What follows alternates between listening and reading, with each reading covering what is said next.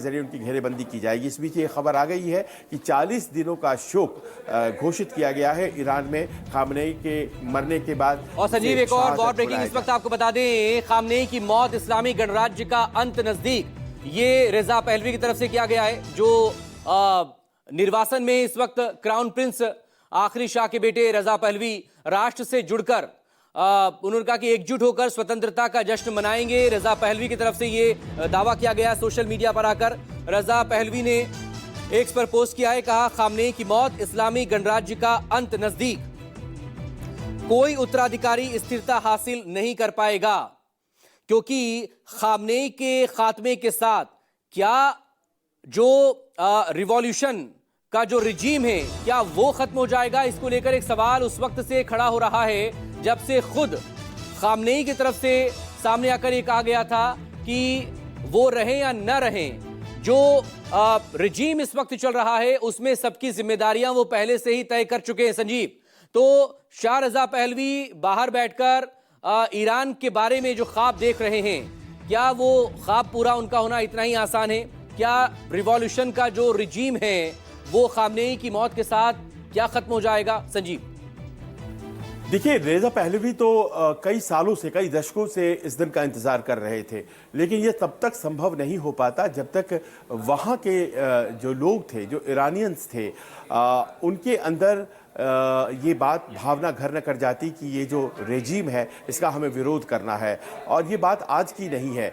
आप याद कीजिए, जो घटनाक्रम महिसा अमीनी की विरोध और उसके बाद उनको जिस तरह से मारा गया, उन सब के ज़माने से शुरू हुई थी, वो विरोध बढ़ती चली गई और एक बहुत बड़ा वर्ग बन गया ईरान में जो कि खामेनी रेजीम का विरोध करता था। इस बात को जानते हुए कि विरोध का जो अर्थ होता है वो मौत होती है। और इस महीने भी या इसके ठीक पहले के महीने में भी आप जानते हैं जो सड़कों पर लोग उतरे, उन्हें बेतरहा मारा गया, बहुत से लोगों की हत्याएं हुई। बावजूद इसके वो जो ग्राउंड स्वेल था विरोध का, वो ख़त्म नहीं हुआ। और आज वही वजह है कि ये जो घटनाक्रम सामने आया है, मौत हुई है, कहीं ना कहीं बड़ी मुखबिरी जो है वो ईरान के भीतर से हो रही थी। ईरान एक कंसोलिडेटेड देश की तरह वो एक्ट नहीं कर रहा था। एक ऐसे संजीव, जिस बात का आप जिक्र कर रहे थे, ईरानी मीडिया प्रेस टीवी पर एक्स पर उन्होंने पोस्ट भी यहां पर कर दिया है 40 दिनों के राजकीय शोक का, क्योंकि खामनेई के मौत पर ईरान में 40 दिन के शोक को लेकर यहां पर ये उन्होंने एक्स पर पोस्ट कर दिया है। और प्रेस टीवी की तरफ से ये साफ किया गया था कि अब खामनेई नहीं रहे, उनकी शहादत हो चुकी है। संजीव नाउ, प्रेस टीवी ने ही ये बात भी कही थी कि जो उनकी बेटी हैं, उनके दामाद हैं और उनकी ग्रैंड डॉटर हैं, उनकी भी मौत हुई है। प्रेस टीवी ने ये कहा और उसे करीब आधे घंटे के बाद उसने खामनेई के मौत की भी सूचना दी है। ये जानकारी ईरान के प्रेस को काफ़ी पहले हो गई थी, लेकिन वो अपना समय ले रहे थे, वो कंफर्म करना चाहते थे, क्योंकि अब से करीब 4 घंटे पहले की बात है कि नेतन्याहू मीडिया के सामने आए थे और उन्होंने कहा था कि हम इजरायलीज़ ने उनकी बॉडी देखी है, उन्हें पता है कि उनकी मौत हो गई है। तो ये साबित करना बहुत आसान नहीं रह गया था ईरान के लिए कि खामेनेई जिंदा हैं। उन्होंने कोशिश की चीज़ों को ऑर्गेनाइज करने के लिए, कितना ऑर्गेनाइज कर पाए अब देखेंगे, क्योंकि धीरे धीरे अब जो खामेनेई रेजीम है उसके पांव उखड़ेंगे। उनके कमांडर्स इस वक्त बताया जा रहा है कि दूसरी लाइन के कमांडर्स हैं, क्योंकि पहली पंक्ति के तमाम कमांडर्स मारे गए हैं और दूसरी पंक्ति के कमांडर्स लीड कितना कर पाते हैं ये भी देखना पड़ेगा। ऐसे में जबकि आसमान में अमेरिकी और इजराइल फाइटर जेट्स घूम रहे हैं। राजू प्लीज मेरे बने रहिए मेरे साथ। इस वक्त एक और डिफेंस एक्सपर्ट, खासतौर पर मेजर जनरल रिटायर्ड भाटिया साहब इस वक्त हमारे साथ यहां पर जुड़ चुके हैं। भाटिया साहब, ईरान में ये खबर आई है अब ईरान से, हालांकि उससे ईरानी मीडिया ने भी पुष्टि कर दी है कि खामनेई की शहादत हो चुकी है। 40 दिनों का शोक का अनाउंसमेंट भी ईरान में हो चुका है। Your first comment. Good morning जी।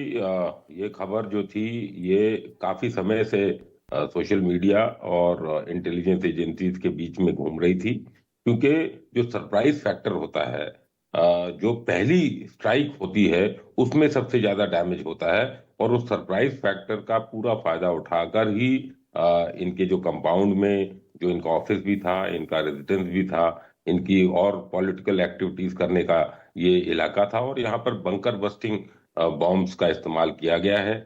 जिस तरह की क्रेटरिंग हुई है, जिस तरह का वहां पर विनाश दिख रहा है, उससे साफ जाहिर हो रहा था कि ये कुछ बड़ा हुआ है। और प्रेसिडेंट के जो पैलेस है वो बताते हैं कि प्रेसिडेंट अभी सेफ हैं। तो एक मैं बोलता हूं कि प्राइमरी जो एक लीडर है वो अभी सेफ हैं। लेकिन ये गवर्नमेंट, मिलिट्री, जुडिशरी सब इस सुप्रीम लीडर के नीचे काम करती थी। उनके बेटे बहुत ही ज्यादा अनपॉपुलर हैं ईरान में, तो एक वैक्यूम सा जरूर बना है। अगर आप इसको पाकिस्तान के साथ देखें तो यही हश्र जो हुआ इमरान खान के साथ हुआ था।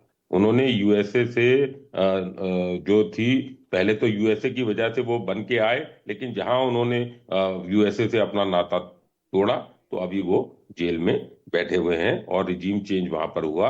और इसीलिए जो वहां की फौज है, जो आसिफ मुनीर हैं, जो वहां के अभी के शहबाज शरीफ जो उनके प्राइम मिनिस्टर हैं, वो जिस तरह से बिल्कुल नतमस्तक हो रखे हैं यूएसए के सामने और ट्रंप के सामने खास करके, वो इसी बात को दर्शाता है कि वो भी समझते हैं कि अगर यूएसए की नाराजगी ली तो रिजीम चेंज को दोबारा अंजाम देके इमरान खान को वापस लाना और इनको या तो सलाखों के पीछे होना या इनको खत्म करने की काबिलियत यूएसए रखता है, खास करके इस समय जबकि डोनाल्ड ट्रंप उसके प्रेसिडेंट हैं, यूएसए के प्रेसिडेंट हैं। तो अब एक जो वैक्यूम जो क्रिएट हो रहा है, जो सेकेंड रैंक लीडरशिप है, वो उसको टेक ओवर इतनी आसानी से नहीं कर पाएगी।